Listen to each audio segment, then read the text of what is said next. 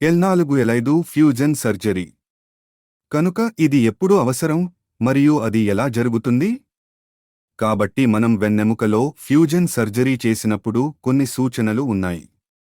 ఇది సంక్రమణ విషయంలో లేదా ఏదైనా గాయం విషయంలో లేదా వెన్నెముక అస్థిరత విషయంలో అవసరం కావచ్చు.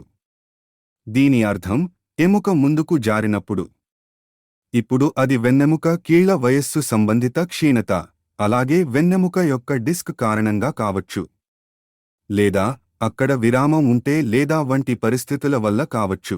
వెన్నెముక ప్రాంతంలో పగుళ్లు ఏర్పడడాన్ని పార్స్ ఇంట్రాఆర్టిక్యులారిస్ అంటారు. కాబట్టి సాధారణంగా ఇవి ఫ్యూజన్ సర్జరీ అవసరమయ్యే కొన్ని సూచనలు. ఇప్పుడు ఈ ఫ్యూజన్ సర్జరీ కూడా 2 పద్ధతుల ద్వారా చేయవచ్చు.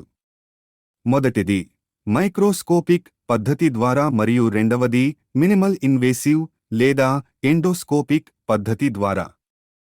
ఫ్యూజన్ సర్జరీలో మేము మెటాలిక్ ఇంప్లాంట్లను కూడా ఉంచాము. మేము అసాధారణ కదలికను కలిగి ఉన్న వెన్నెముక భాగాన్ని స్థిరీకరించడానికి స్క్రూలు మరియు రాడ్లను ఉంచాము.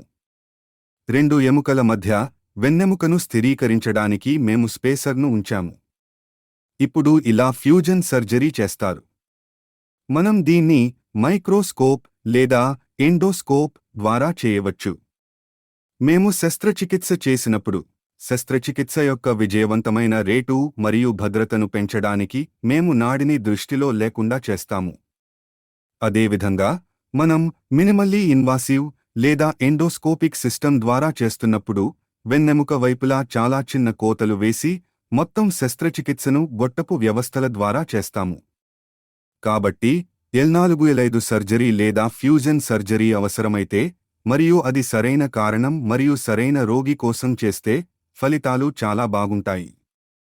ఫ్యూజన్ సర్జరీ సాధారణంగా వెన్నెముకలోని 2 విభాగాల మధ్య ఏదైనా అనవసరమైన కదలిక లేదా అసాధారణ కదలికలను తీయడానికి చేయబడుతుంది మరియు అది సరిగ్గా చేసినప్పుడు ఫలితాలు చాలా బాగుంటాయి.